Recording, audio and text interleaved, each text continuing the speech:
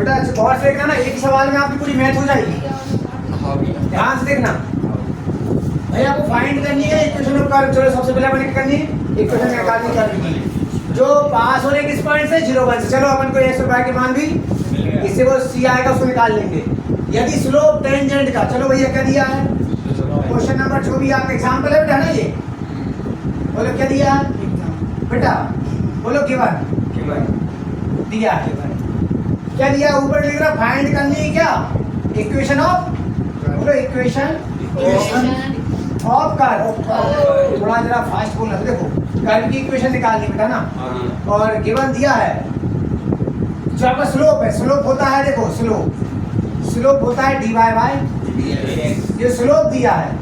ये स्लोप जो है टेंजेंट कर्व का किसी पॉइंट पर वो इक्वल है। हाँ भैया इक्वल है। सम मतलब x coordinate and the product. हाँ भैया प्रोडक्ट किसका, x कोऑर्डिनेट और y कोऑर्डिनेट, x और y कोऑर्डिनेट के प्रोडक्ट का। हो गया क्लियर? उसने बोला था स्लोप किस इक्वल है, x कोऑर्डिनेट का, और जो x और y कोऑर्डिनेट के प्रोडक्ट के सम के इक्वल है।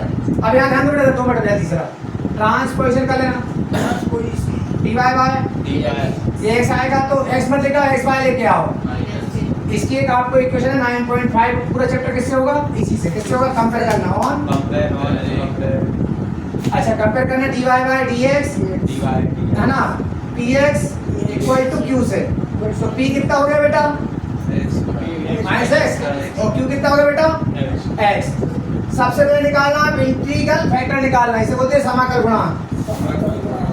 क्या बोलते हैं, तो वो निकालने का फॉर्मूला e के ऊपर p का dx। क्या होता है e के ऊपर p का dx। बेटा p कितना है जल्दी बोलिए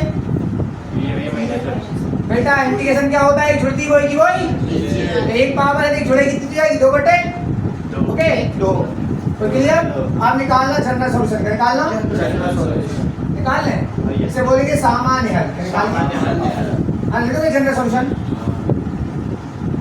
निकाले, वो निकलता है, बोलो IF इंटू क्यू।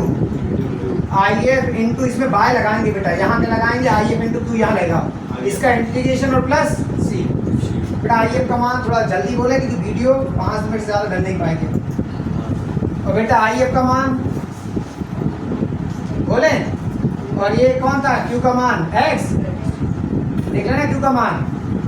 अच्छा बेटा इसे t मानना, ये t किसे मानना, चलो मान ले माइनस, छोड़ो इसको, माइनस भी मान ले, चलो माइनस भी मान लेते हैं dt बटे।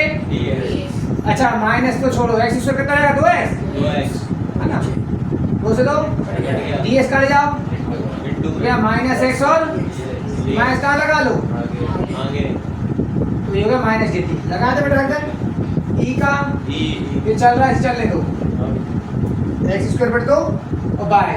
बेटा इसे आपने क्या माना था e, इसे माना था अपन ने t, और ये x ds का मान क्या आ गया माइनस dt। तो माइनस लगा दो आगे, c चल रहा है